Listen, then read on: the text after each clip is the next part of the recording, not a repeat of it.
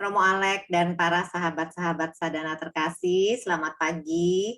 Selamat bertemu kembali di dalam kelas online latihan doa Sadana yang dibimbing oleh Romo Alek Dirja SY. Semoga kita semua dalam keadaan sehat selalu. Saya Lucy, saya yang akan membantu menjadi moderator untuk kelas pagi ini.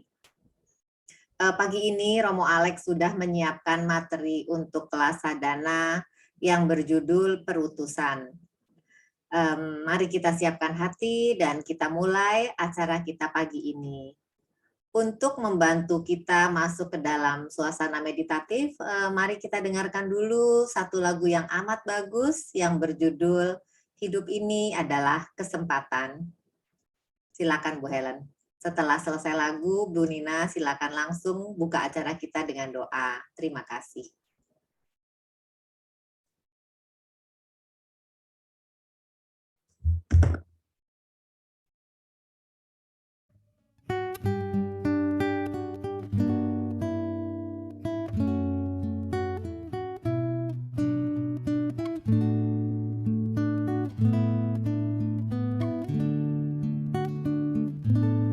Hidup ini adalah kesempatan. Hidup ini untuk melayani Tuhan. Jangan sia-siakan waktu yang Tuhan beri. Hidup ini harus jadi berkat. Oh Tuhan, pakailah hidupku selagi aku masih kuat. Bila saatnya nanti ku tak berdaya lagi, hidup ini sudah jadi berkat. Hidup ini adalah kesempatan. Hidup ini untuk melayani Tuhan. Jangan sia-siakan waktu yang Tuhan beri. Hidup ini harus jadi berkat. Oh Tuhan, pakailah hidupku selagi aku masih kuat. Bila saatnya nanti ku tak berdaya lagi, hidup ini sudah jadi berkat. Oh Tuhan, pakailah hidupku selagi aku masih kuat. Bila saatnya nanti ku tak berdaya lagi, hidup ini sudah jadi berkat. Bila saatnya nanti ku tak berdaya lagi, hidup ini sudah jadi berkat.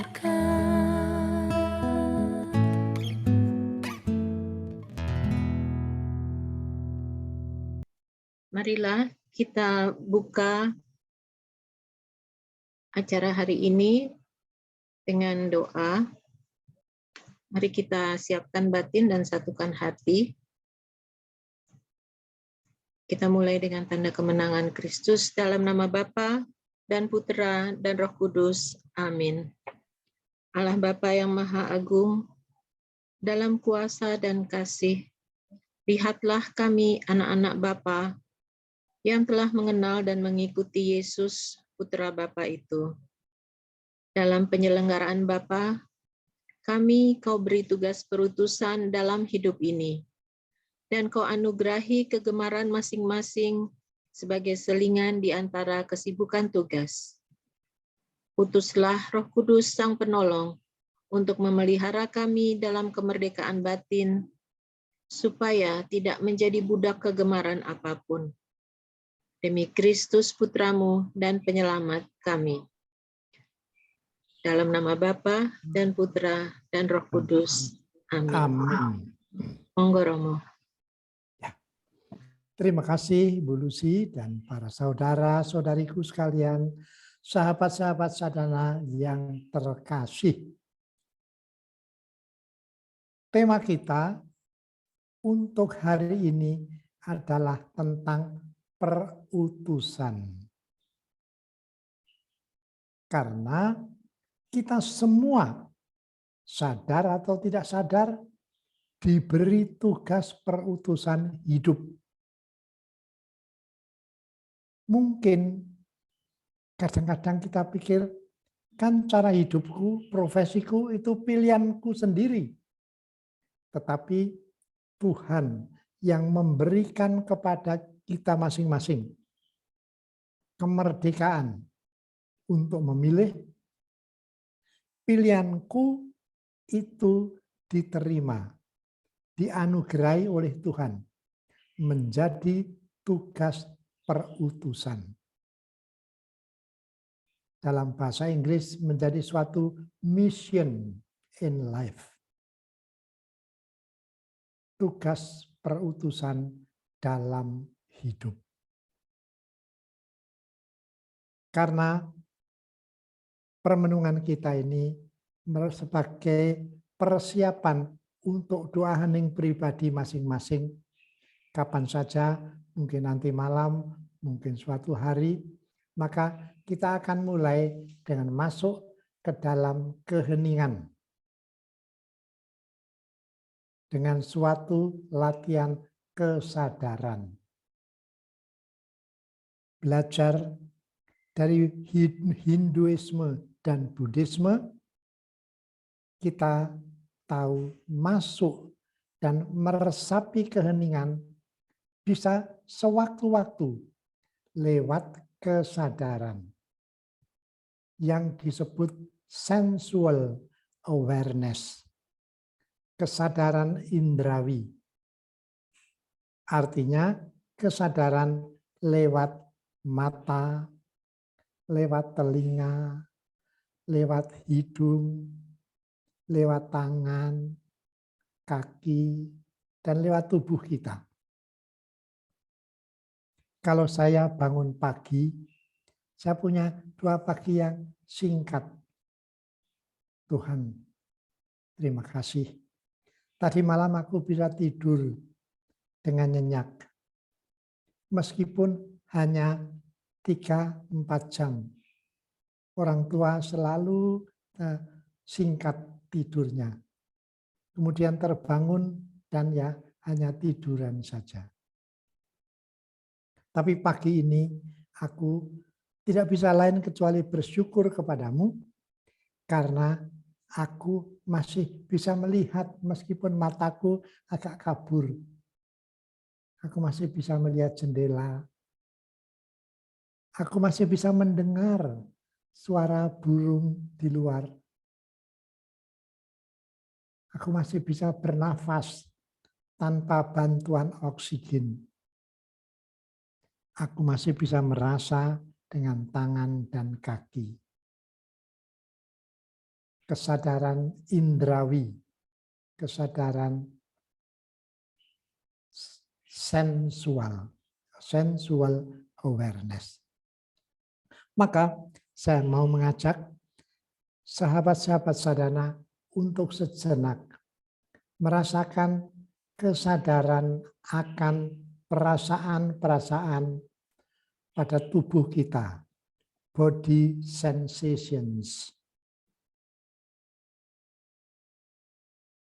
Kita sadari wajah yang pagi ini sedikit merasa sejuk karena udara masih sejuk pagi ini.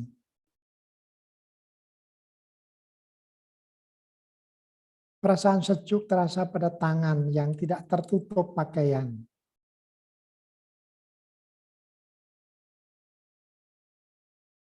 Perasaan hangat pada kepala yang mungkin masih lebat berambut.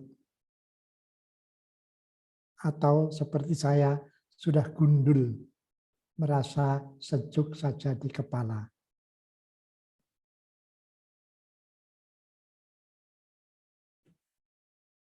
Merasa hangat pada dada yang tertutup baju, pada pinggang dengan celana, pada paha yang juga hangat tertutup pakaian, pada tulang kering yang juga tertutup pakaian. Terasa sejuk pada kaki yang tidak tertutup sepatu. Apalagi kalau saya duduk tanpa alas kaki. Merasa sejuk pada lantai di mana aku meletakkan telapak kaki.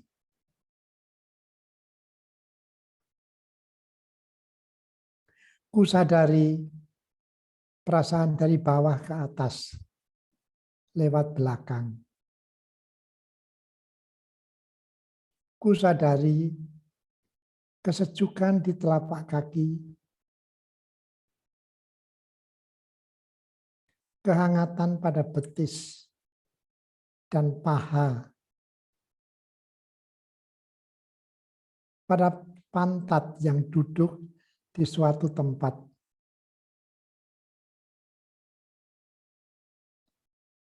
Kurasakan kehangatan pada punggung yang tertutup pakaian hangat di pagi ini.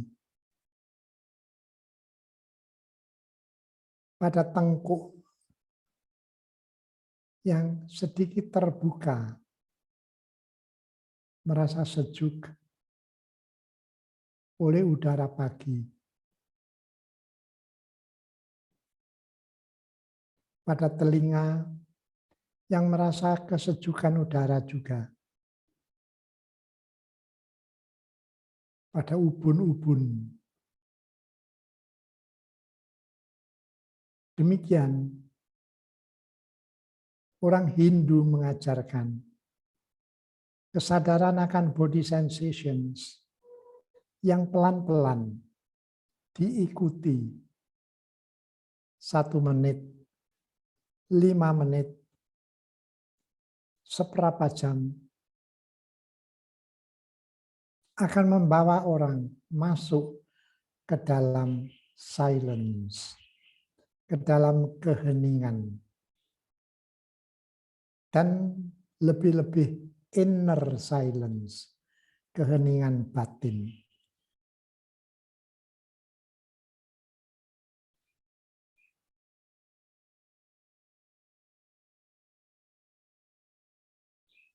Dalam keheningan, kita bisa sadar akan macam-macam anugerah Tuhan. Berupa udara yang kuhirup.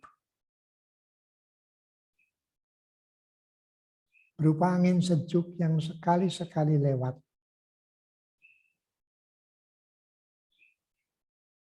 Berupa suara-suara, mungkin suara burung, mungkin berisik angin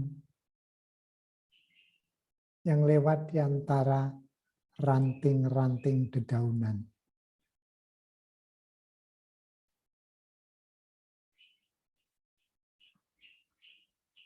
Ya Allah, banyak saudara yang kehilangan perasaan karena suatu penyakit. Saya masih Kau beri anugerah bisa merasakan macam-macam sensasi itu. Suatu anugerah yang jarang kami sadari. Tapi sekali kami sadari, membuat aku berjumpa dengan Tuhan yang memelihara dan yang mengasihi kami.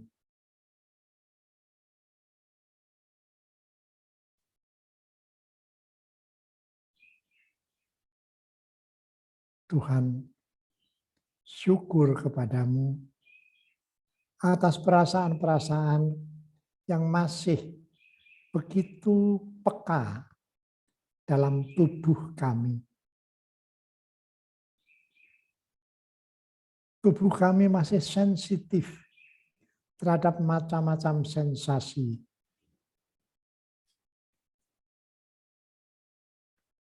Yang menyebabkan kami aman terhadap barang yang tajam, entah duri, entah sengatan semut,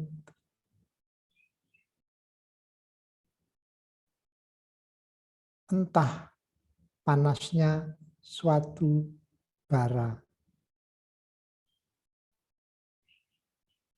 Sensasi tubuh, anugerah yang menyelamatkan kami setiap saat tanpa banyak ku sadari.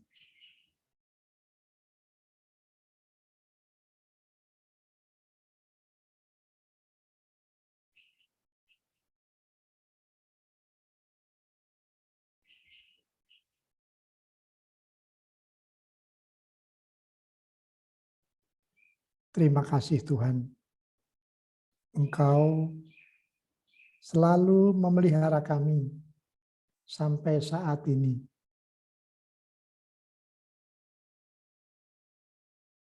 Engkau yang mengatur segala sesuatu di sekitar kami. Dalam kuasa-Mu, dalam kasih-Mu terhadap kami yang masih hidup di dunia ini.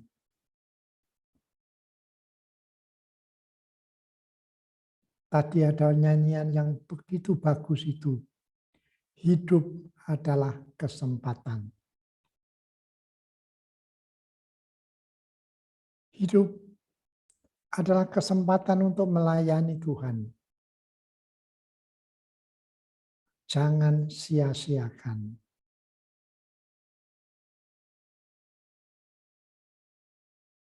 Selagi masih kuat, biarlah aku melayani.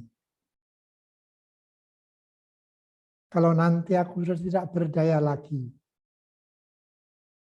biarlah hidupku sudah menjadi berkat.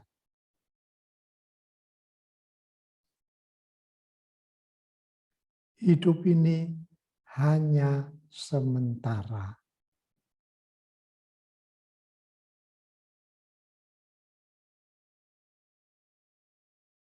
Terima kasih Bapa.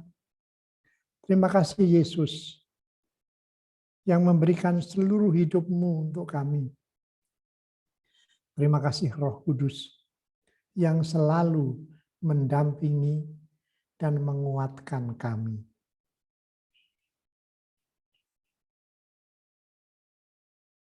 Amin.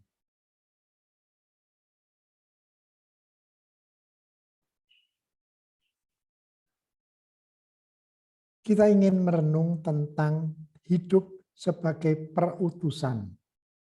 Hidup mempunyai tugas perutusan. Mission in life. Tetapi alangkah baiknya kita mulai dengan melihat hidup Yesus sendiri. Dalam hidup Yesus ada inti perutusan. Dalam hidup Yesus ada banyak dimensi yang mengalir dari inti perutusan itu. Dan hidup Yesus ternyata paling banyak terarah pada orang miskin, pada orang tertindas, pada orang teraniaya. Hidup Yesus banyak terarah pada orang-orang yang terkucilkan di zamannya. Nanti akan kita sadari juga, ternyata gereja kita mendapat perutusan yang mengalir dari perutusan Yesus sendiri, karena Yesus hidup di dalam gereja, dalam hati umat Allah, dalam hati kita juga.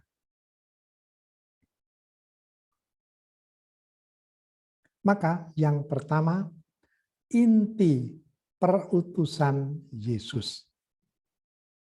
Apa itu?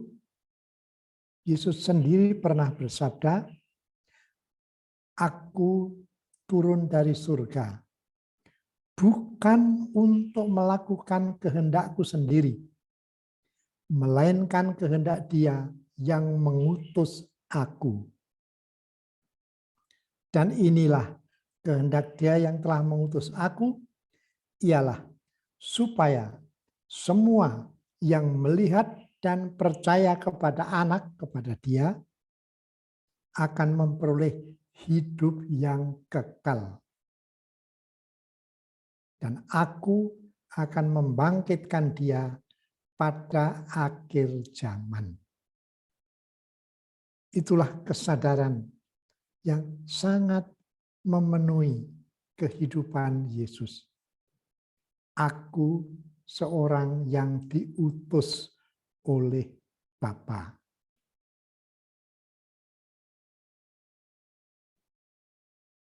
Kita bertanya, apa inti perutusan yang diterima oleh Yesus? Apa yang utama dalam perutusan Yesus? Itu ada tertulis dalam kitab Nabi Yesaya yang dikutip dalam Injil Lukas bab 4 ayat 14 sampai 20. Akan dibacakan oleh sahabat kita Ibu Nina. Silakan Ibu. Dalam kuasa Roh, kembalilah Yesus ke Galilea, dan tersiarlah kabar tentang Dia di seluruh daerah itu.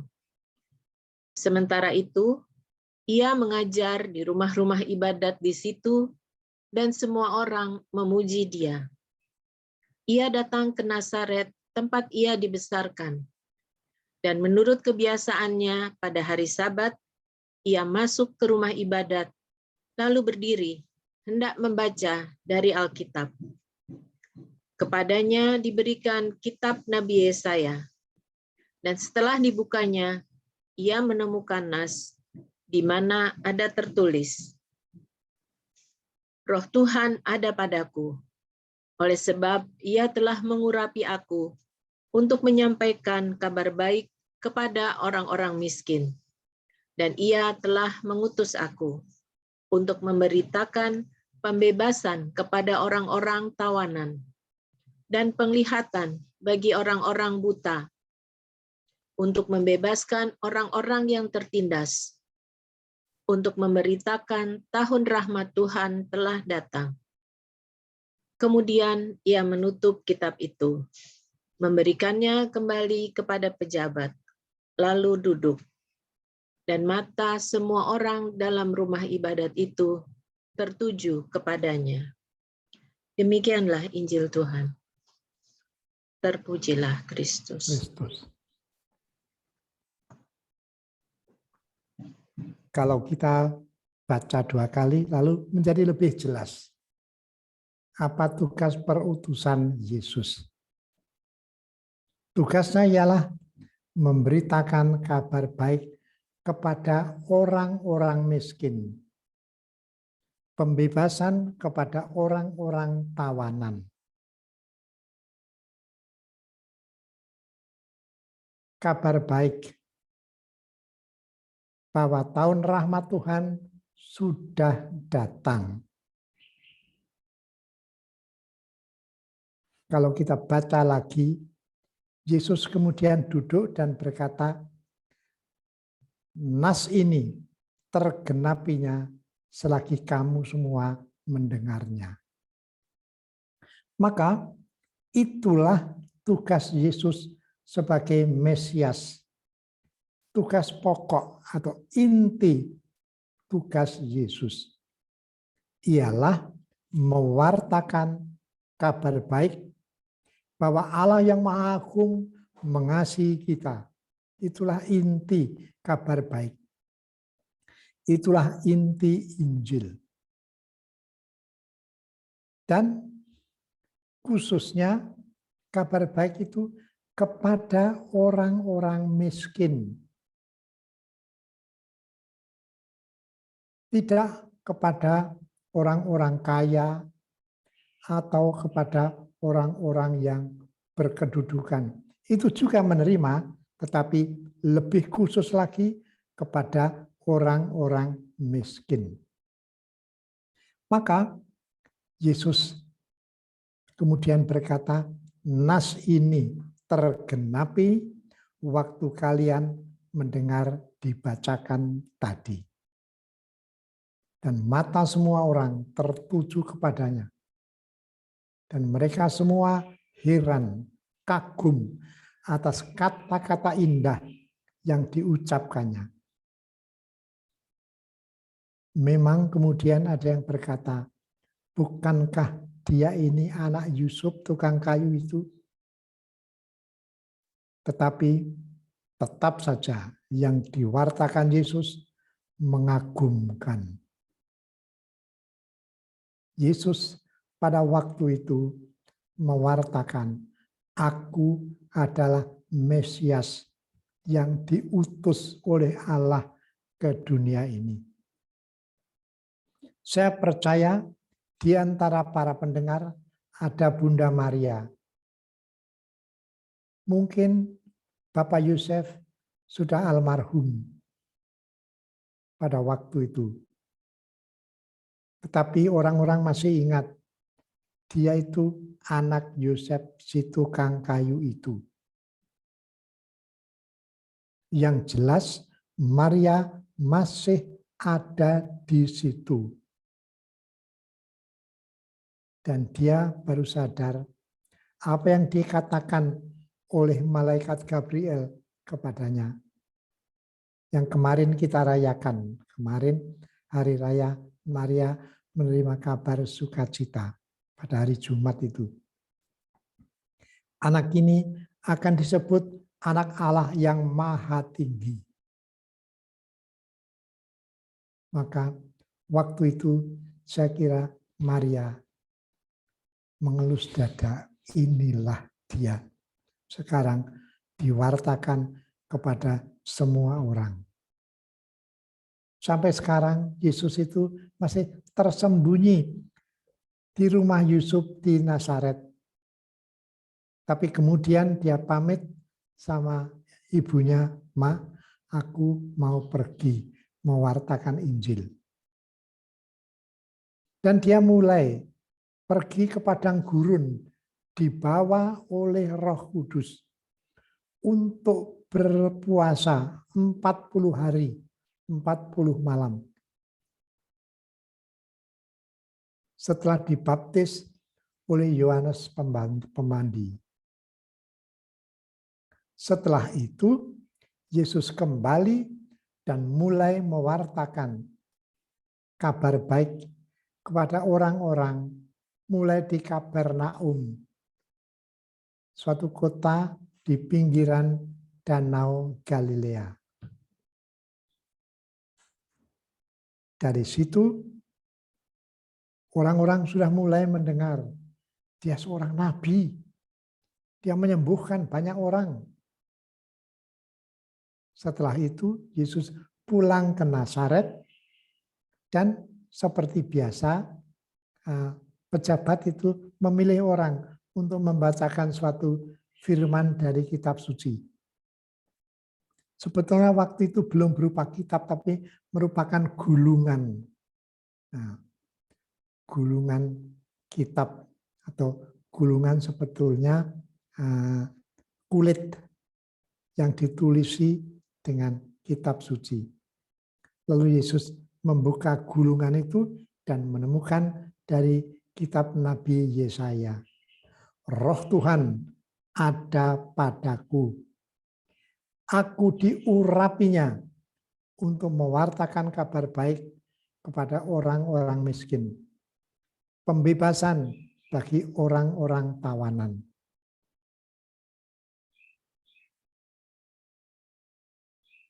Kabar baik untuk semua orang. Maka Injil itu tidak hanya untuk orang miskin, tapi untuk semua orang. Tetapi khususnya Yesus sangat memperhatikan, sangat mempedulikan orang miskin, orang sakit, orang tertindas, orang teraniaya, dan sebagainya. Tetapi tugas utama adalah mewartakan Injil kepada orang-orang miskin.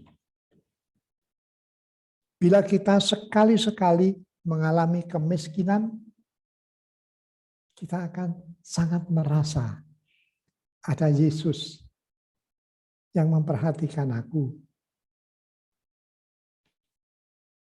Saya selingi dengan suatu pengalaman pribadi. Suatu ketika saya diutus ke Timor Leste, ke Timor Timur waktu itu.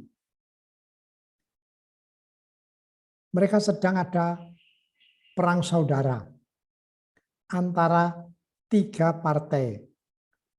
Fretilin, nasionalis sebetulnya, APUDT, pro Portugal, dan UDT, pro Indonesia. Mereka bertempur satu sama lain. Banyak yang mati. Dan KWI mengutus orang untuk mengetahui apa kebutuhan gereja di Timor Timur yang bisa dibantu oleh gereja di Indonesia. Kebetulan saya diberi tugas itu. Dan saya ya agak takut sedikit, ini ada perang ya, tapi aku bersedia saja dengan senang hati. Karena ini tugas perutusan. Sampai di Timor Leste, naik pesawat, waktu itu Timor Timur, di Dili namanya, turun, lalu saya pikir saya harus menghadap Bapak Bispo, Bispo itu uskup.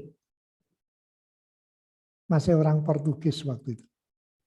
Saya cari rumahnya, dan waktu ketemu aku bilang, I come from Indonesia. I want to see the bishop. Aku orang Indonesia, mau ketemu uskup karena mereka belum tahu bahasa Indonesia. Lalu karyawan itu mengetuk pintunya, dan kemudian dia pergi. Kira-kira 5 menit, pintu terbuka, dan Bapak Bispo keluar. Saya mengangguk, mengulurkan tangan. Dia menerima dengan ramah, tapi sambil berdiri. Saya bilang, aku datang dari Indonesia, diutus oleh KWI, Konferensi Wali Gereja Indonesia, untuk mengetahui apa kebutuhan gereja di Timor Timur yang bisa dibantu oleh Indonesia. Bapak Bispo melihat saya, kemudian dia berkata dengan jujur dan tulus, I do not need any Indonesian. Aku tidak butuh Indonesia. Dia melihat saya lagi, lalu berbalik dan masuk kamar dan dikunci. Saya masih berdiri tertegun. Waduh, lalu bagaimana ini aku? Waktu itu sudah sore. Saya pikir paling sedikit saya harus cari tempat untuk tidur. Dan uskup, I do not need any Indonesian. Maka malam itu aku dengan uang yang ada, saya itu diberi tiket untuk terbang ke sana dan uang untuk pulang ke Jakarta. Dengan uang itu sebagian saya pergi ke suatu hotel yang juga sudah kurang laku karena perang saudara. Namanya Hotel Resende. Ketika saya masuk, saya diterima dan seperti biasa aku tidur. Hampir tidak bisa tidur, lalu bagaimana ini selanjutnya? Tapi pagi saya terbangun, artinya tertidur juga. Lalu saya cari mandi, lalu ada sarapan roti. Saya makan saja. Setelah itu saya bayar dengan uang yang ada, sebagian dari uang tiket itu. Lalu saya mulai berpikir, aku sekarang orang tak bertuan. Aku harus bagaimana ini? Maka aku coba keliling-keliling. Pikir-pikir saya harus cari kerja. Paling sedikit untuk bisa hidup. 2 hari saya cari-cari. Dan malam kedua saya tidur di pantai, ada gubuk di sana. Saya tidur dengan ransel saya sebagai alas kepala. Tiba-tiba saya mendengar ada yang merangkak di samping gubuk itu. Saya pikir mati aku. Kebetulan ada kayu yang agak lepas, saya angkat. Kalau aku diserang, akan saya pukul sekuat-kuatnya. Ternyata yang merangkak di samping gubuk itu adalah seekor anjing yang mungkin cari makanan. Aku aduh, syukur alhamdulillah. Lalu dalam keadaan cukup capek, aku tertidur lagi. Ketika bangun, matahari sudah kelihatan di timur. Saya cari kerja lagi. Dan akhirnya hari itu saya diterima sebagai sopir truk palang merah. Saya bisa nyopir, tidak terlalu ahli, tapi ya bisa. Ada palang merah internasional. Saya jadi sopir untuk bisa mengantar keperluan-keperluan yang disediakan oleh palang merah. Dan untuk itu saya diberi uang dari sana. Saya bisa beli makanan ya yang ada. Hampir tidak ada warung zaman perang saudara itu. Tapi ada orang jual pisang, ada orang jual singkong, dan aku beli singkong saja. Saya beli yang besar satu, kemudian saya cari kaleng bekas. Saya cuci di kali yang dekat, cari kayu, saya makan singkong. Waduh, enak sekali. Orang lapar itu apapun enak sekali. Sejak itu saya hidup sebagai sopir truk palang merah. Tapi suatu ketika dicari orang untuk mengantar kelompok Amnesty Internasional yang datang. Dan dicari orang yang tahu berbahasa Inggris. Orang bilang itu sopir yang diam saja, tidak tahu bahasa Tetun, itu tahu bahasa Inggris.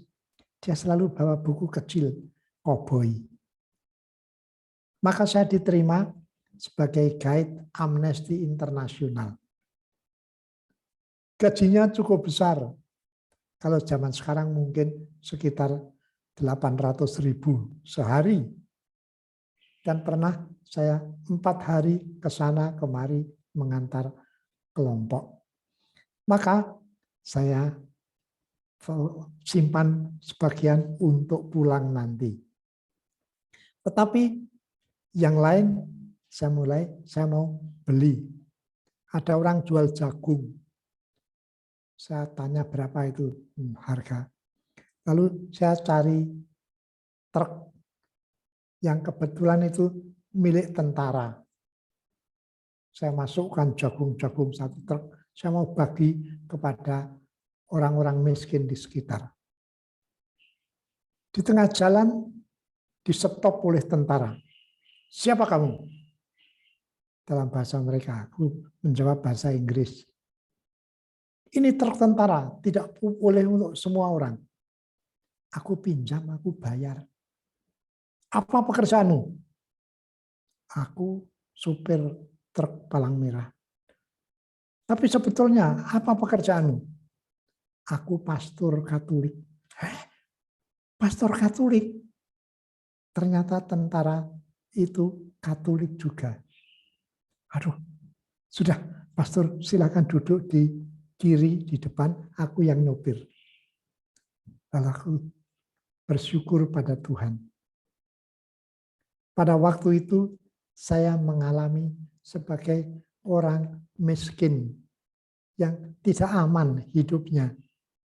Tetapi ternyata Tuhan datang membawa kabar baik kepada orang miskin. Setelah punya uang itu ya saya bisa makan cukup baik, tidur di truk. Dan ketika 1 tahun kemudian ada kabar saya harus pulang. Waktu pulang saya tawarkan kepada anak-anak yang saya kenal, siapa mau ikut sekolah di Jawa. Lalu entah bagaimana, waktu saya mau berangkat ke airport, ada 4 orang ikut. 1 anak laki-laki, 3 anak perempuan. 2 masih SD kira-kira, 1 sudah SMP. Tanpa banyak pikir, saya bayar tiket pergi pulang. Sampai Surabaya, saya pikir mungkin saya bisa membawa mereka sekolah. Tapi siapa membayar nanti? Aku tidak punya cukup uang. Tapi lalu sudah kita naik mobil saja ke Jawa Tengah. Yang SMP saya masukkan ke susteran di Ambarawa, sekolah SPG. Yang 2 anak perempuan sekolah di SMP di susteran Ungaran, ADSK. Yang sudah dewasa itu saya ternyata dulu dari seminari, tapi masuk Fretilin. Saya bawa ke Sanata Dharma. Saya minta tolong dibayari sekolah mereka. Dan semua yang saya minta membayar. Saya merasa orang miskin yang ditolong oleh kebaikan teman-teman yang lain. Aku datang diutus membawa kabar baik kepada orang-orang miskin. Itulah inti dari perutusan Tuhan Yesus. Tapi perutusan Tuhan Yesus tidak hanya intinya saja. Ada dimensi-dimensi, ada unsur-unsur lain yang diungkapkan oleh sabda Yesus sendiri. Saya sudah mengumpulkan beberapa yang saya harus membaca dengan alat digital magnifier. Ada beberapa dimensi atau unsur dari perutusan Tuhan Yesus. Di suatu tempat pada Injil Yohanes bab 10 ayat 10, Yesus bersabda, "Aku datang supaya mereka mempunyai hidup dan mempunyainya dalam segala kelimpahan." Maka dia diutus oleh Bapa, betul. Tapi untuk apa? Untuk memberikan hidup. Hidup yang berkelimpahan. Tidak dalam arti berkelimpahan dengan harta benda, tapi berkelimpahan dalam berkat. Aku datang supaya mereka mempunyai hidup dan hidup yang berkelimpahan. Yohanes bab 10 ayat 10. Ada lagi Lukas bab 12 ayat 49. Aku datang untuk melemparkan api ke bumi. Dan betapakah harapanku agar api itu menyala. Apa itu? Aku datang untuk melemparkan api. Api dalam Taurat Musa itu adalah lambang kehadiran Allah. Waktu Musa di padang gurun melihat ada semak yang berkobar. Ketika dia lihat, meskipun berkobar, tidak jadi terbakar.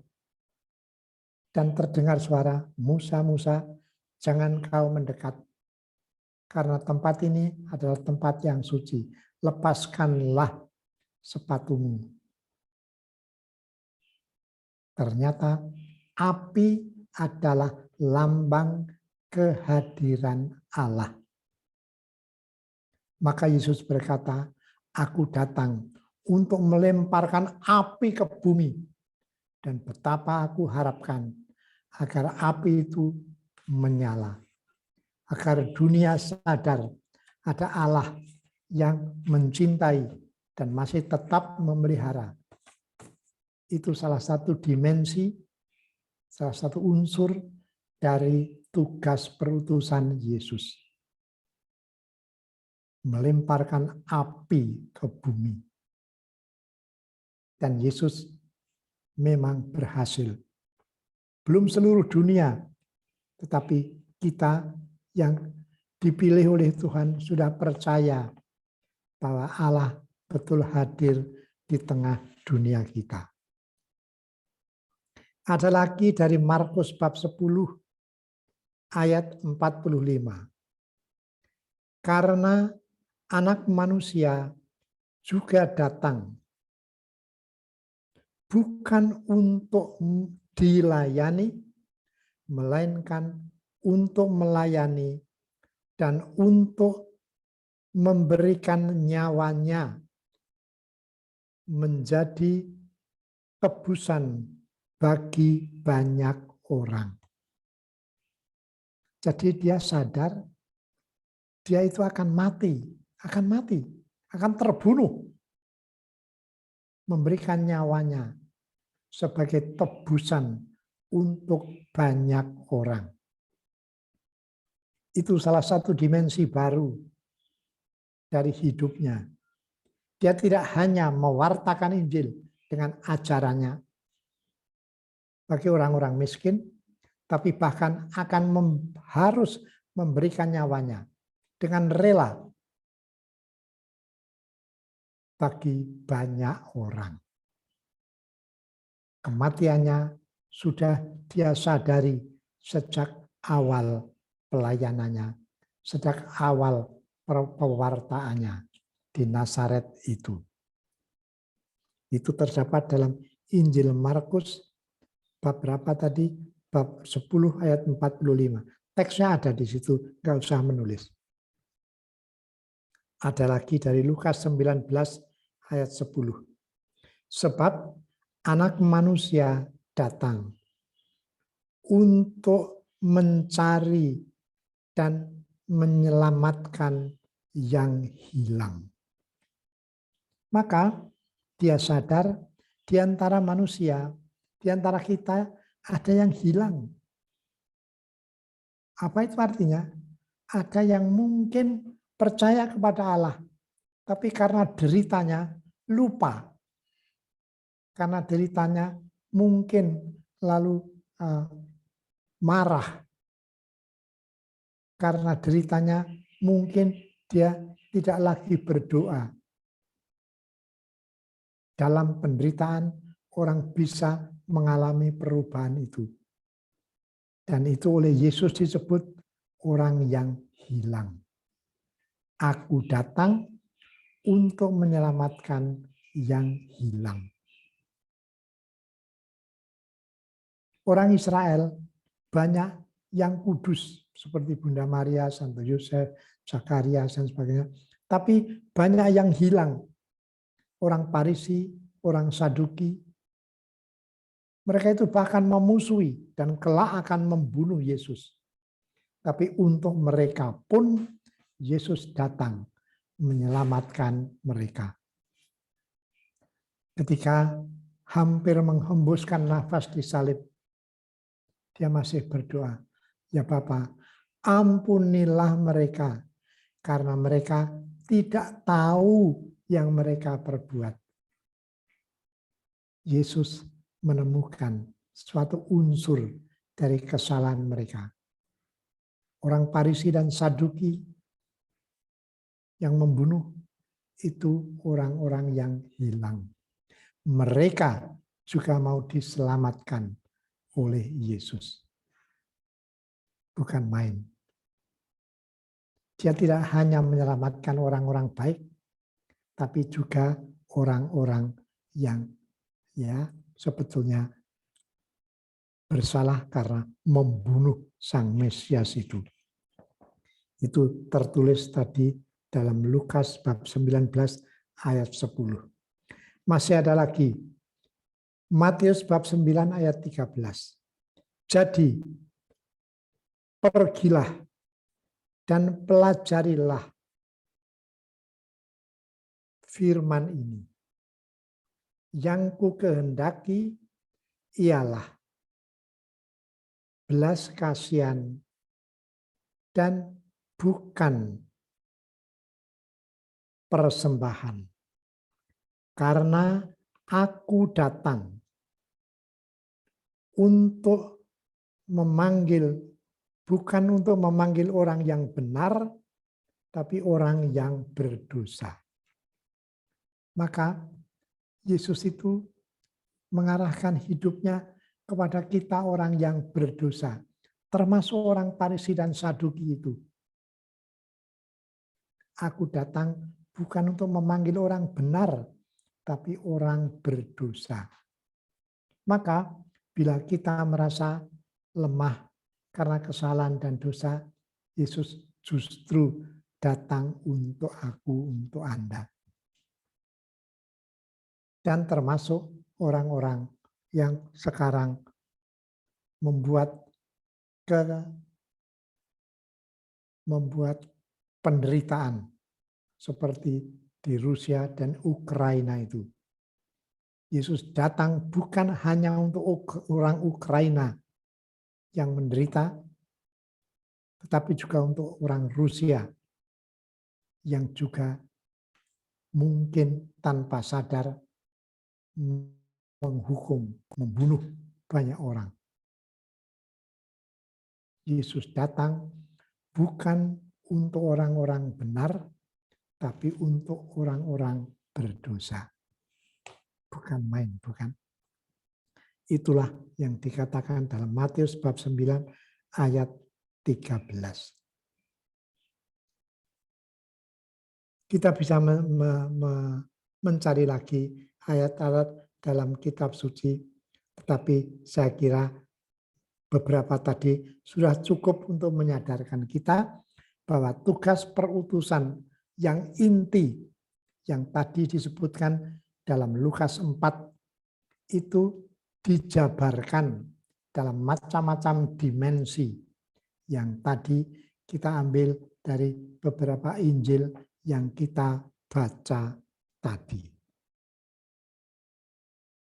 Berikut ini ada beberapa dalam Injil yang tidak perlu kita baca sendiri, tapi bisa kita perdalami waktu nanti membaca membaca kitab suci atau merenung sendiri. Tetapi Di antara umat Yahudi itu ada orang-orang yang terkucil, yang tidak diakui sebagai warga negara. Ialah pertama orang-orang Samaria. Karena orang Samaria itu orang campuran Yahudi dengan orang Irak, Iran yang dulu pernah menjajah Israel. Orang laki-laki semua dideportasi ke Babel. Tapi yang tertinggal masih anak-anak itu kemudian menjadi dewasa dan kawin-mawin dengan orang-orang penjajah yang ada di situ. Maka orang Samaria itu kurang diakui sebagai warga negara Yahudi, terkucil. Mereka tidak boleh masuk ke Bait Allah di Yerusalem. Maka mereka terpaksa membuat bait suci sendiri di suatu bukit Gerizim. Jadi orang-orang Samaria itu terkucilkan. Yesus menerima orang-orang Samaria. Kita baca dalam Injil, suatu hari Yesus itu sedang kehausan, duduk di pinggir suatu sumur. Di padang gurun ada sumur yang disebut sumur Yakub. Lalu datang seorang perempuan yang akan mengambil air. Yesus berkata, berilah aku air untuk minum. Kau, orang Yahudi, minta air daripadaku, orang Samaria? Tapi Yesus berkata, kalau kamu tahu, aku bisa memberi kamu juga air hidup yang tidak akan haus lagi kalau kau minum. Berilah aku air hidup itu. Lalu Yesus berkata, panggil suamimu. Dia tahu perempuan itu punya banyak laki-laki tapi bukan suaminya. Maka Yesus menerima dia sebagai orang Samaria yang terkucilkan. Dan kemudian dia pulang ke kota Sikhar di Samaria dan mengatakan, aku ketemu orang yang tahu segala perjalanan hidupku, seorang nabi. Lalu orang-orang Samaria pada datang dan diterima baik oleh Yesus. Orang-orang yang terkucilkan diterima baik oleh Yesus. Ada orang-orang lain yang terkucilkan, itu yang disebut para pemungut cukai. Karena pemungut cukai itu memungut pajak untuk Romawi. Memungut pajak dari orang-orang Israel untuk Romawi. Maka orang-orang pemungut cukai itu disebut orang-orang berdosa. Suatu hari Yesus sedang berjalan, ada orang memanjat pohon. Ketika dia melihat, hai Sakeus, turunlah. Dan Sakeus terkejut, dia kepelorot turun dengan cepat. Dan menerima Yesus, menumpang di rumahnya dan makan di rumah Sakeus. Orang-orang Farisi pada berkata, dia makan dengan orang-orang berdosa. Yesus tidak menolak orang-orang yang terkucilkan itu. Juga orang-orang yang sakit kusta itu diusir dari rumah, tidak boleh masuk rumah keluarganya sendiri, supaya tidak menularkan penyakit kustanya. Dan dalam Injil banyak orang kusta yang disembuhkan oleh Yesus. Suatu hari ada 10 orang kusta, di antaranya orang Samaria, yang lain orang Yahudi. Ketika melihat Yesus mereka berseru, Guru, kasihanilah aku. Dan Yesus melihat mereka lalu berkata, pergilah kepada imam-imam. Karena imam itu yang harus memberi surat pernyataan dia sudah sembuh. Dan di jalan mereka sembuh. 9 orang langsung pergi kepada imam, orang Samaria akan ditolak oleh imam-imam, maka langsung kembali kepada Yesus. Tersungkur di depan Yesus dan berterima kasih. Yesus bertanya, bukankah 10 orang disembuhkan? Di mana 9 orang yang lain, kecuali 1 orang Samaria ini? Dan dia berkata, pergilah, kau juga sudah disembuhkan. Ada orang lain lagi, orang yang sakit kusta, melihat Yesus, dia langsung tersungkur memegang kaki Yesus dan berkata, Tuhan, bila engkau mau, kau bisa membuat aku tahir. Yesus berkata, aku mau, jadilah kau sembuh. Dan orang itu bangkit, sudah sembuh dari kustanya, pulang ke rumahnya.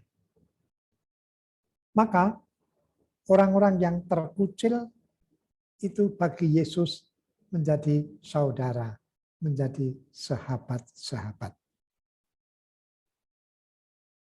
Itulah kekhususan Tuhan Yesus. Ada inti perutusan, ada beberapa dimensi yang tadi saya sebutkan, dan ada kekhususan perhatian terhadap orang-orang terkucil. Dan itu sangat mengesankan bagi gereja.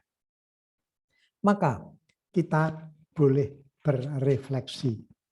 Bagaimana sikap gereja? Lalu kita ingat sejarah gereja. Sedikit saya bukan ahli sejarah, juga bukan ahli teologi, tapi masih sedikit ingat yang saya terima dari zaman teologi dulu. Sekian puluh tahun yang lalu itu. Saya ditabiskan tahun 1970, maka 51 tahun yang lalu itu. Tapi waktu teologi sebelum tahbisan saya masih ingat beberapa. Saya waktu belajar filsafat di India tahun 60 sampai 64 itu persis ada Konsili Vatikan di situ. Dan gereja sejak Konsili Vatikan mengalami perubahan. Sebelumnya gereja itu sangat memberikan perhatian pada kemurnian ajaran dan penghayatan iman. Mungkin karena waktu itu menghadapi munculnya Protestantisme dan gereja-gereja Kristen yang lain. Sampai zaman Konsili Vatikan kedua, tahun 1960-an sekian.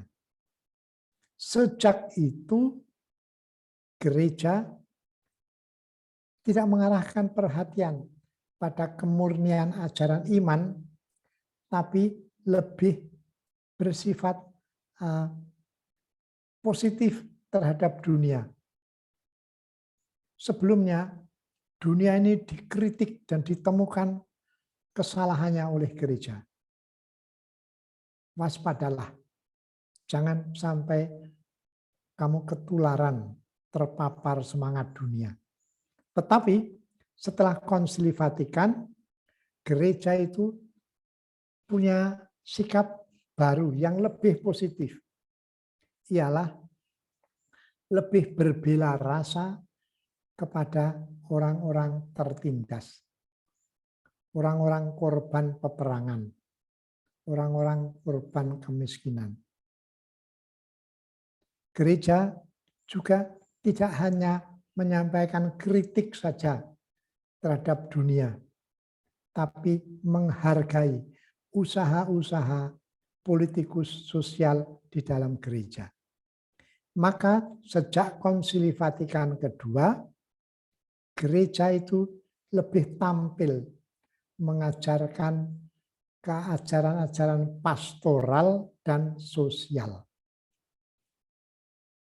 Dulu lebih kemurnian ajaran dan penghayatan iman, sekarang lebih pastoral. Bagaimana menerima, orang-orang yang membutuhkan bantuan, dan menghargai usaha-usaha politik yang mau berbuat baik, seperti yang sekarang dilakukan oleh Bapak Presiden kita. Bagaimana membantu orang-orang yang sudah kehilangan pekerjaan, bagaimana membagikan makanan bagi orang-orang miskin dan sebagainya. Itu sangat sesuai dengan ajaran Konsili Vatikan kedua. Ada beberapa ensiklik yang saya masih ingat, antara lain disebut Gaudium et Spes, kegembiraan dan pengharapan, atau Pacem in Terris, kedamaian di dunia. Yang terakhir yang sangat mengesan itu The Church in the Modern World, gereja dan di dunia modern. Di situ ditampilkan bagaimana gereja mau berbelah rasa dengan dunia, dengan para penguasa politik untuk membangun kesejahteraan dan perdamaian. Maka kalau Keuskupan Agung Jakarta hari Minggu yang lalu kalau tidak salah mengajak kita berdoa untuk korban-korban dari Ukraina, tapi juga untuk berdoa bagi Rusia supaya jangan bersikap terlalu kejam. Ada banyak korban dari pengeboman yang dilakukan oleh Rusia. Dan gereja mengajak kita berdoa untuk kedamaian di Ukraina itu. Itu sangat cocok dengan ajaran Konsili Vatikan kedua. Maka bagi kita masing-masing juga ada pertanyaan, apakah aku bisa membantu orang yang miskin, orang-orang yang sakit, mungkin bisa dibantu dengan BPJS, atau kadang-kadang harus membeli obat, tidak punya uang, sekali-sekali mungkin bisa membantu. Kalau tidak kaya, ya membantu sekuatnya. Aku kenal seorang ibu, didatangi oleh ibu lain di Surabaya. Bu, aku tidak punya celana. Ada dua, yang satu sudah robek. Ini celana saya yang kedua, saya pakai. Dia orang Katolik. Dan ibu itu berkata, loh, tidak bisa beli, tidak punya uang. Tunggu ya. Lalu ibu itu pulang mencari celana-celana dan keluar membawa celana dan kaos-kaos. Nih, ada 2 celana dan beberapa kaos. Sudah tidak baru, tapi masih kuat, masih bagus. Untuk ibu pakai. Waduh, terima kasih banyak. Terima kasih. Aku sudah bisa berpakaian lagi kalau ke gereja. Dan hari ini sudah makan belum? Kemarin sudah habis berasnya. Oke, tunggu. Terus dia masuk. Aku hanya punya sekitar 4 kilogram beras. Ini separuh untuk ibu. Ya, aduh. Untuk saya separuh, untukmu. Suatu ungkapan yang sederhana, tetapi sesuatu yang sesuai dengan Konsili Vatikan kedua, dengan teladan dari Yesus sendiri. Maka sekali lagi, kita punya perutusan dari Allah dan ada banyak dimensinya. Itu perlu kita sadari dan sejauh dapat kita hayati, kita laksanakan. Demikian yang bisa saya sampaikan sebagai renungan hari ini mengenai perutusan itu. Waktu saya kembalikan kepada Ibu Lucy Hartono yang menjadi moderator dari pertemuan sadana kita. Terima kasih atas perhatian Anda sekalian. Baik, Romo. Terima kasih banyak untuk renungannya hari ini. Wow, betul-betul dalam ya masalah perutusan ini. Romo, kita mau masuk ke sesi tanya jawab, Mo, karena ada 3 pertanyaan yang sudah masuk. Boleh, Mo? Ya boleh, silakan. Kalau bisa saya jawab, kalau tidak bisa saya mengaku saja. Tapi saya sambil minum dulu karena suara saya perlu dibantu dengan air. Baik, silakan Romo. Sambil saya kita membahas pertanyaan, teman-teman, saya harap teman-teman tidak keberatan untuk kita sekalian sesi foto supaya tidak membuang waktu. Teman-teman bisa buka videonya supaya kita semua bisa difoto oleh Ibu Helen.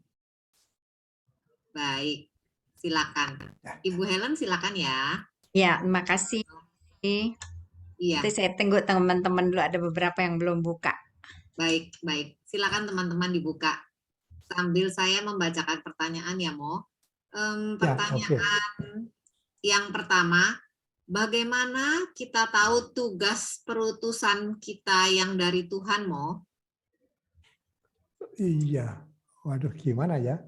Tapi begini, Tuhan itu memberikan kepada kita akal budi, perasaan, dan kehendak. Lewat akal budi, perasaan, dan kehendak, kita menemukan tugas dalam hidup. Istilahnya menemukan profesi kita masing-masing. Mungkin seorang itu mau menikah, jadi bapak atau jadi ibu. Yang lain mungkin menjadi suster atau jadi bruder. Yang lain lagi menjadi tentara. Yang lain lagi menjadi penerbang. Yang lain lagi menjadi penjual loaan. Sesuai dengan kemungkinan dan kemampuan masing-masing. Karena kita diberi akal budi, diberi perasaan dan kehendak, tugas-tugas itu kita pilih sendiri. Tetapi dengan kuasa dari Allah. Yang penting ialah apapun yang kulakukan, apabila itu baik, kulakukan dengan komitmen, ya, dengan ketekunan. Lalu itu menjadi kehendak Allah bagiku. Jadi Allah memberikan berkat kepada pilihanku sendiri menjadi tugas perutusan dari Allah. Seorang menikah, jadi bapak, punya anak. Jadi bapak itu punya tugas macam-macam. Istilahnya ada macam-macam dimensinya. Dia harus cari nafkah. Dia harus mendidik anak-anak. Karena dia di kampungnya menjadi ketua RT, ya, dia jadi tambahan, jadi bapak dan ketua RT. Atau dia waktu masa seperti sekarang menjadi pemulung. Ya, sebagai bapak, dia bekerja sebagai pemulung. Dan itu dimensi dari perutusan yang intinya pilihan sendiri, tapi dengan berkat Tuhan lewat akal budi, perasaan, dan kehendak. Lewat pilihannya sendiri. Maka kehendak Tuhan tidak diberitahukan, kamu jadilah tentara. Tidak. Aku ingin bekerja sebagai seorang militer atau sebagai polisi. Dan aku melakukan pekerjaanku sebaik-baiknya. aku diutus ke Papua. Aduh, jangan-jangan nanti aku ketemu teroris dan mati tertembak. Tapi itulah tugas pilihanku, aku akan laksanakan sebaik-baiknya. Maka bagaimana kita mengetahui tugas perutusan dari Allah? Dari pilihanku sendiri yang kemudian ku tekuni dengan komitmen, syukur dengan kesadaran untuk kebutuhan orang-orang yang diserahkan kepadaku. Aku menikah jadi ibu. Ya, harus memberi apa kebutuhan suami dan anak-anak. Nah, setiap harinya. Dan mungkin juga harus mendidik anak-anak. Karena aku seorang Katolik, anak-anak harus tahu berdoa. Mungkin awalnya hanya sangat sederhana. Tangannya diangkat pada dahi. Bapa mau kudus, amin. Anak kecil kadang-kadang hanya begitu. Tapi kalau dididik oleh ibu, dia akan menjadi seorang Katolik yang baik. Maka sekali lagi, tugas perutusan dari Bapa kepada kita manusia itu diberikan lewat pilihanku sendiri sesuai bakat, sesuai kemungkinan yang ada padaku. Maka nyanyian tadi, hidup adalah kesempatan untuk melayani Tuhan.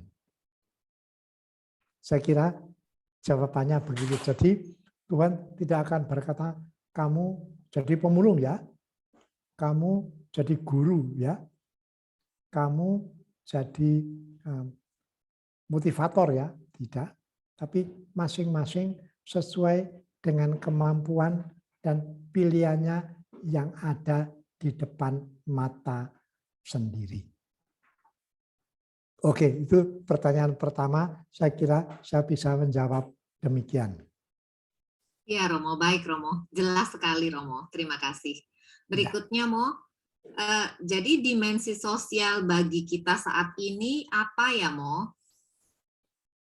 Aduh, dimensi sosial. Ya, dimensi sosial itu ya untuk kebutuhan persaudaraan. Sosius itu saudara. Sosial itu ya yang menyangkut persaudaraan. Maka mungkin pada saat pandemi seperti ini, aku bisa membantu orang yang mungkin terkena COVID, ya tidak bisa kerja cari makan. Aku sekali-sekali memberikan bantuan sembako.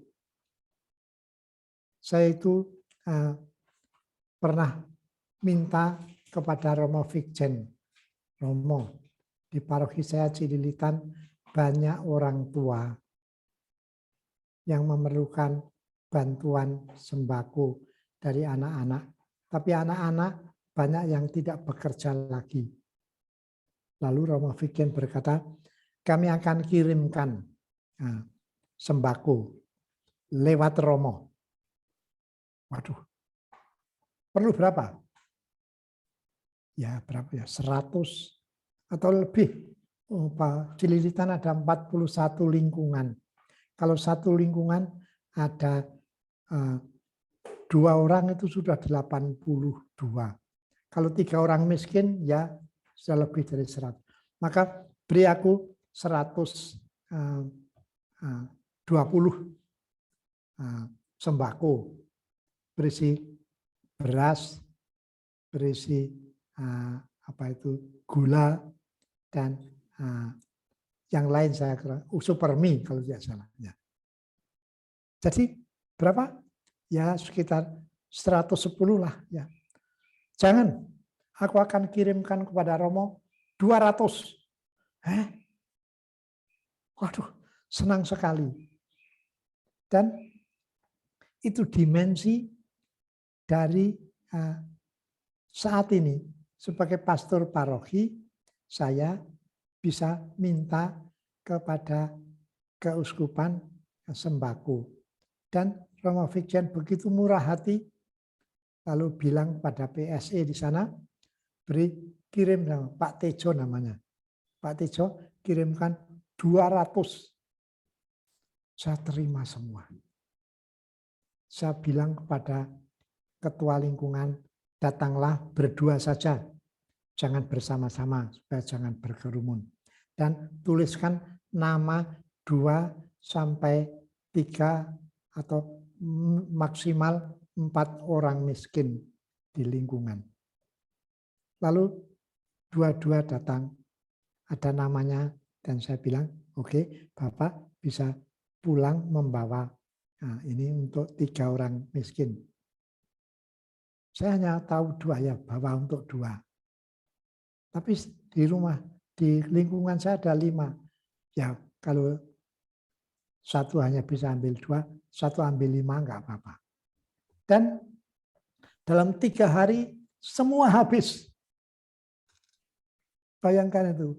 Aduh, saya sangat senang dan banyak umat itu merasa sangat terbantu. Sisanya saya berikan kepada Pak Ketua RT. Di RT Cililitan juga ada beberapa orang yang saya kenal miskin. Berikan kepada keluarga Bapak ini, Bapak itu, Bapak itu. Tidak banyak, tetapi ada beberapa. Maka itu suatu dimensi dari tugas sebagai pastor rekan di paroki. Maka dimensi zaman sekarang itu sesuai dengan kebutuhan yang nampak sekarang ini. Mungkin banyak orang kehilangan pekerjaan, di PHK. Dan kalau bisa membantu dengan suatu pekerjaan, baik.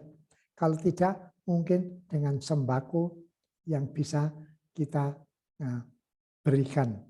Kebetulan Romo siapa itu dari Kauskupan yang mengurus itu, Kristiono Puspo, sekarang sudah pindah, ada Romo baru. Dan Pak Tejo yang mengurusi sembako, dengan kalau saya butuh, saya telepon kepada Pak Tejo atau kepada Romo Fikjen.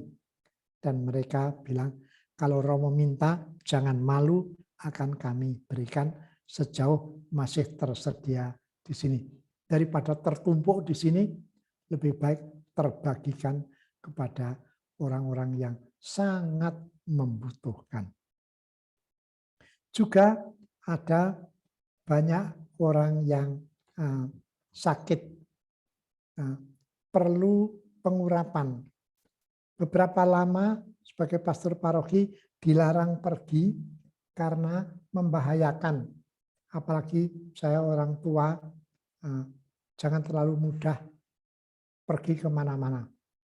Tapi akhir-akhir ini saya pikir, sudah tidak terlalu berbahaya.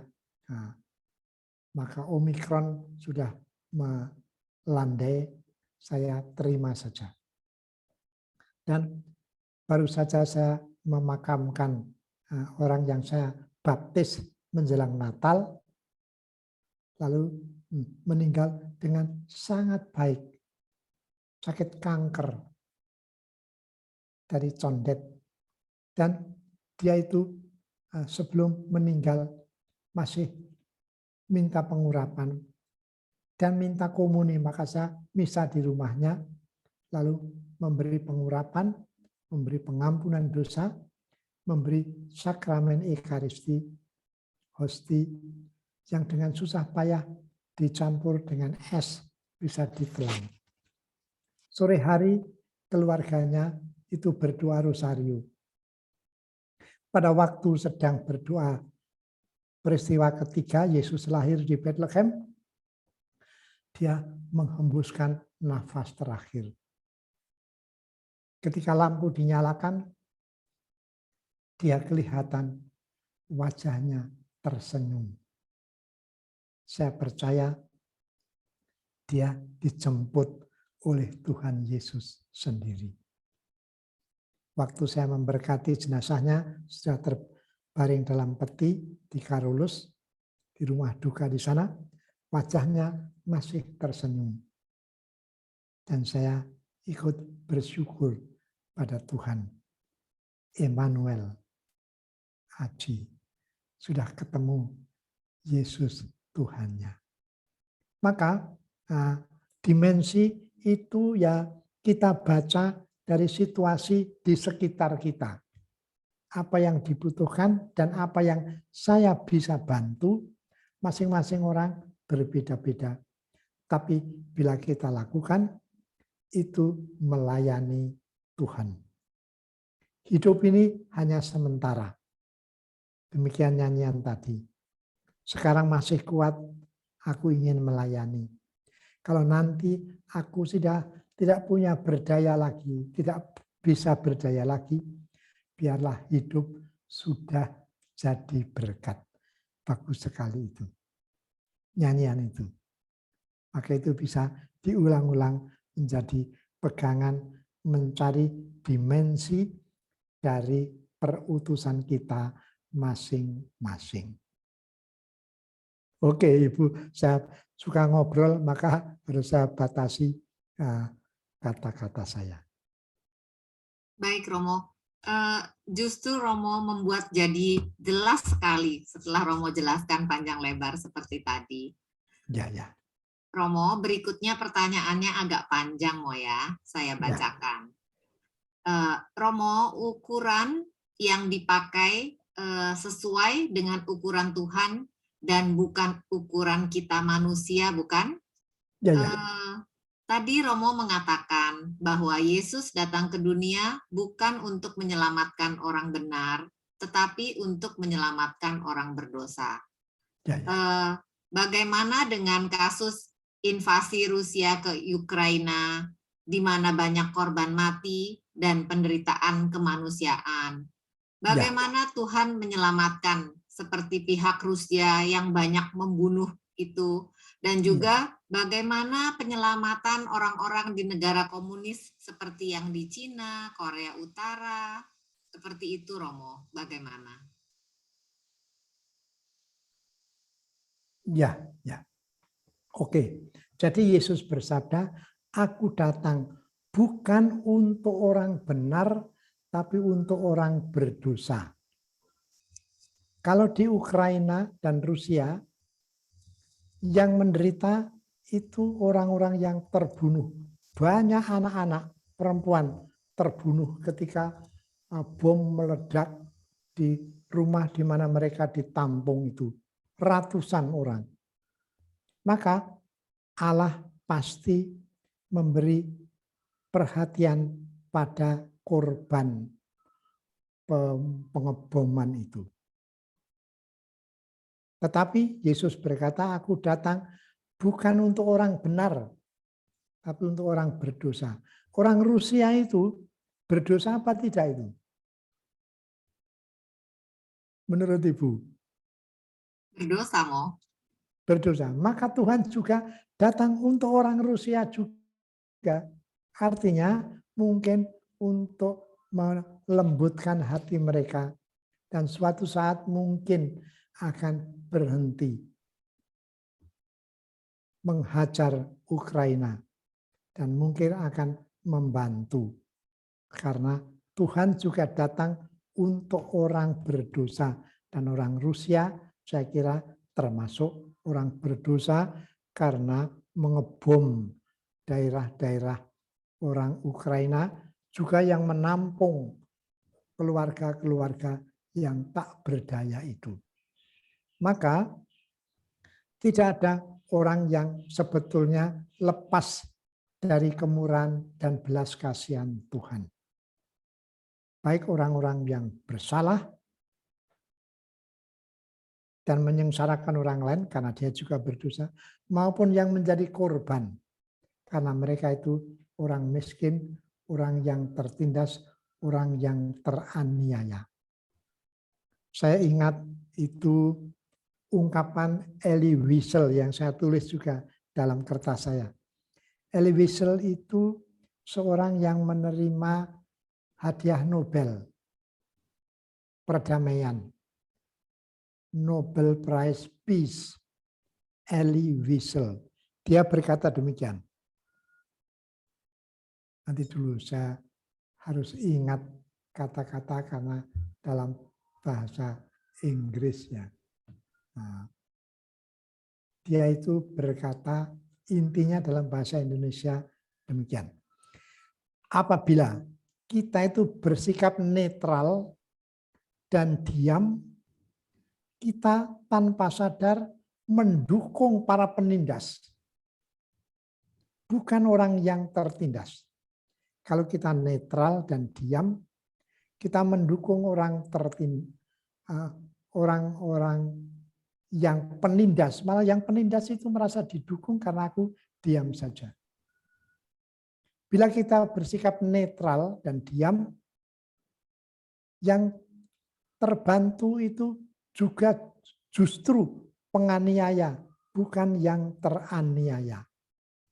Maka kita perlu mengambil sikap yang tegas terhadap yang teraniaya dan yang tertindas. Waktu saya mendapat kesempatan bekerja di antara para tahanan politik di Pulau Buru, di sana itu banyak orang yang bunuh diri karena merasa aku tak ada gunanya untuk hidup, tak pernah akan bertemu keluarga. Padahal saya tahu tahun 79, 80 mereka semua akan dibebaskan. Tapi waktu saya berangkat ke sana, diberitahu oleh Bapak Pangkop Kamtib Jenderal Sudomo, jangan kamu mengatakan apa-apa tentang pembebasan. Maka banyak orang bunuh diri.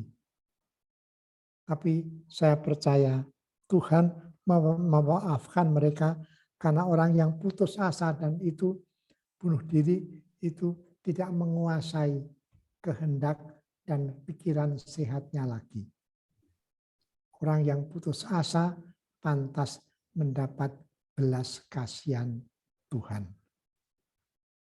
Di sana itu ada 18.000 orang, bayangkan. Semua akhirnya diberi kebebasan tahun 79 sampai 80. Saya ikut pulang karena tidak ada gunanya lagi di sana. Oke, ya, apakah aku menjawab atau tidak? Saya kurang tahu itu. Saya kira menjawab, tapi kalau Pak Stef yang bertanya masih kurang puas, silakan ditulis lagi di chat. Sementara saya akan bacakan pertanyaan berikut ya, Mo. Ya, ya. Romo tadi menyebutkan Yohanes 10 Yohanes bab 10 ayat 10. 10, ya. Aku datang supaya mereka mempunyai hidup dan mempunyai dalam segala kelimpahan. Kelimpahan, ya. Kelimpahan di sini maksudnya apa, Romo? Ya, oke. Kelimpahan itu belum tentu dalam arti ekonomis, tetapi bisa kelimpahan dalam arti kegembiraan. Ada orang yang kekurangan makan, dapat sembako, bisa untuk hidup seminggu, 10 kg beras dengan supermi, dengan minyak, dan sebagainya. Dia sangat bergembira. Seminggu aku tidak perlu mengemis, tidak perlu berjuang. Sudah ada makanan. Dia hidup berkelimpahan dengan gayanya sendiri. Maka berkelimpahan itu tidak selalu dalam arti material atau ekonomis, tapi juga bisa secara psikologis dan secara spiritual. Dan banyak orang yang sangat bergembira untuk mendapat bantuan itu. Di paroki Cililitan yang mendapat sembako dari keuskupan, setiap kali saya sempat ada ketemu, terima kasih Romo, saya pernah dapat itu, kapan ada bantuan lagi. Saya bilang nanti kalau bisa sekitar Paskah saya mau mohon kemurahan dari keuskupan lagi, tapi sekitar Paskah karena waktu itu sekitar Natal. Jadi jangan setiap hari, nanti keuskupan juga bingung. Maka nanti sekitar Paskah. Maka sekali lagi kelimpahan itu tidak selalu berarti material dan ekonomis, tapi bisa psikologis dan spiritual. Tapi Yesus menjanjikan itu. Aku datang supaya mereka mempunyai hidup dan hidup yang berkelimpahan. Ya. Baik, Romo. Terima kasih banyak. Romo, pertanyaan barusan adalah pertanyaan terakhir, Mo. Ya. Oh, sebentar, Romo. Ada satu pertanyaan lanjutan muncul dari Pak Stef yang tadi bertanya. Romo, minta tolong dijelaskan sedikit bagaimana dengan orang komunis yang tidak percaya adanya Tuhan, namun mereka berbuat baik. Dan bagaimana dengan orang komunis yang tidak percaya dengan Tuhan dan tetap berbuat jahat. Bagaimana Tuhan mengampuni orang-orang itu? Ya, kita percaya begitu. Tuhan itu Maha Rahim. Belas kasihannya seperti samudera. Dosa-dosa kita bisa dicemplungkan di dalam samudera itu dan tidak ada yang ditolak. Tuhan itu Maha belas kasihan. Tuhan itu Maha Rahim. Maha Rahim itu identitas Tuhan. Belas kasihan itu pemberian Tuhan. Maka bagaimana orang komunis yang tidak percaya pada Tuhan bisa mengalami belas kasihan Tuhan? Lalu kita boleh sadar, banyak orang yang tidak sempat mengenal Tuhan. Banyak orang. Kebetulan saya beritahukan, saya baru ketemu seorang ibu yang berkata, aku sudah ditinggalkan oleh sahabat-sahabatnya yang rumahnya di samping dia. Dia mati, aku tidak diberi kabar. Dan si engkong, saya disebut engkong di sana, juga mati, aku enggak diberi kabar. Lalu diberitahu, engkong itu belum mati. Sudah tidak pernah datang. Iya, tapi masih hidup. Nanti kalau datang, saya beritahukan kepadamu. Waktu saya datang, saya diberitahu, lalu saya sengaja mau ketemu dengan dia. Dan saya berkata, Bu, kalau kamu ingin ketemu sahabatmu, Cuyung, dia itu pengikut Tuhan Yesus. Kalau kamu mau ketemu dia di surga, ikutlah Tuhan Yesus. Aku mau ketemu dia. Tapi aku tidak punya agama. Aku tidak percaya apa-apapun. Saya berkata, kamu bisa memilih mau jadi Buddhis, mau jadi Muslim, mau jadi Katolik. Ya. Cuyung apa? Dia orang Katolik. Aku mau ikut Tuhannya, namanya Tuhan Yesus. Kalau begitu, suatu hari saya mau mengatur supaya kamu bisa diajar. Aku tidak bisa belajar apa-apa lagi. Badanku sudah rusak.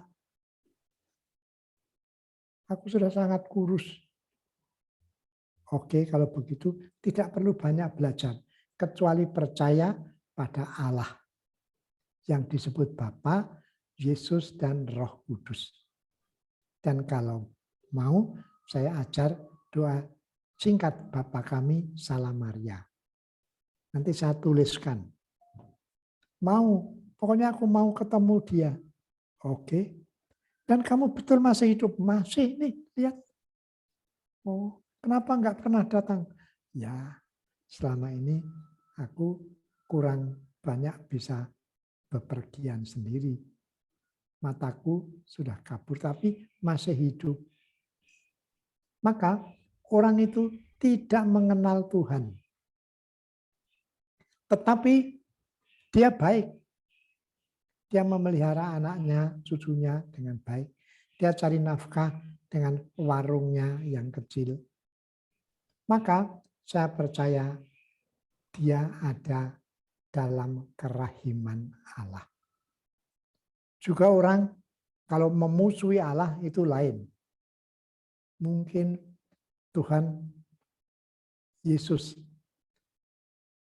doanya boleh kita ingat. Bapa, ampunilah mereka karena mereka tidak tahu apa yang mereka lakukan. Itu doa Tuhan Yesus disalib. Dan itu ditirukan oleh Stefanus yang mau dibenturi batu sampai mati oleh orang-orang Farisi. Dia berdoa, ampunilah mereka karena mereka tidak tahu yang mereka lakukan. Maka kerahiman Allah itu jauh lebih besar, lebih luas. Dan belas kasihan yang dicurahkan ke dunia kita jauh lebih banyak, lebih besar daripada yang bisa kita bayangkan. Allah itu Maha Rahim. Allah itu penuh belas kasihan. Saya kira itu yang bisa saya katakan. Baik Romo, terima kasih. Barusan ada di chat bahwa yang bertanya juga sudah merasa sangat jelas. Ya. Oke, semua pertanyaan sudah habis Romo jawab dengan jelas. Kita akan akhiri acara hari ini, tetapi sebelumnya minta waktu untuk pengumuman sebentar ya Mo. Ya oke, lalu nanti baru berkat dan doa penutup, sekarang pengumuman lebih dahulu. Betul Ya. Romo, terima kasih. Teman-teman, tadi terima kasih sudah membuka kameranya untuk kita foto bersama. Sekarang pengumuman mengenai persembahan kasih untuk teman-teman yang tergerak mensupport kelas Sadana ini. Anda bisa mentransfer untuk persembahan kasihnya ke BCA nomor 730 028 5656 atas nama Heni Junaini atau Dewi. Semua persembahan yang masuk digunakan untuk pengembangan Sadana, kelas Sadana kita. Terima kasih banyak bagi teman-teman yang sudah mentransfer. Kemudian pertemuan kelas Sadana kita berikutnya adalah tanggal 9 April 2022. Bagi teman-teman yang membutuhkan informasi tambahan, Anda bisa hubungi Yanti atau Neti di nomor telepon berikut. Terima kasih atas kehadirannya, atas kesetiaannya teman-teman. Dan untuk kelas hari ini kita akan masukkan ke YouTube dan nanti linknya dibagikan di grup beserta dengan dokumen penunjangnya, materi dari Romo. Terima kasih banyak Romo, terima kasih banyak untuk semua yang membantu hari ini. Ibu Helen, Yanti, Heni, kemudian Mas Hendro, dan juga teman-teman yang lain yang di belakang layar. Terima kasih banyak Romo, sehat selalu. Minta tolong ditutup dengan doa dan berikan berkat buat kita semua. Oh ya, terima kasih Ibu Nina yang tadi membaca dan berdoa pembuka. Romo silakan. Oke, sebelumnya terima kasih sekali lagi pada Bu Lucy Hartono yang menjadi moderator dan pada Bu Helen itu masih di Indonesia. Masih Romo. Oh, belum keluar negeri dia. Sih. Oh, Lusa. lusa. Waduh, nanti pulang saya harap masih bisa berbahasa Indonesia. Nah. Lalu terima kasih pada Bu Nina, ya, Kakak Romo Yote, dan salam kepada bapaknya yang saya kenal baik pada waktu dulu. Nah, dia sudah 93 tahun. Dan terima kasih pada semua yang lain yang membantu kita dalam proses bersadana kali ini. Sekarang mari kita berdoa. Bapa yang Maha Baik, Kami berdoa dalam nama Bapa, Putra, dan Roh Kudus. Kami mau bersyukur karena hidup dan perutusan yang Kau berikan. Hidup adalah kesempatan untuk melayani Tuhan dan sesama. Kami makin sadar akan hal itu dan makin tahu jurusan perutusannya. Semoga hidup kami menjadi berkat bagi sesama dan menjadi kemuliaan bagi Tuhan sendiri. Kalau nanti kami sudah tidak kuat,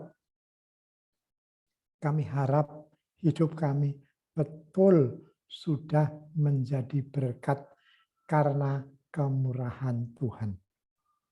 Maka semoga kita sekalian diberkati oleh Allah yang Maha Kuasa dan Maha Kasih, Bapa, Putra, dan Roh Kudus. Amin. Dengan ini pertemuan virtual kita sudah selesai. Syukur kepada Allah.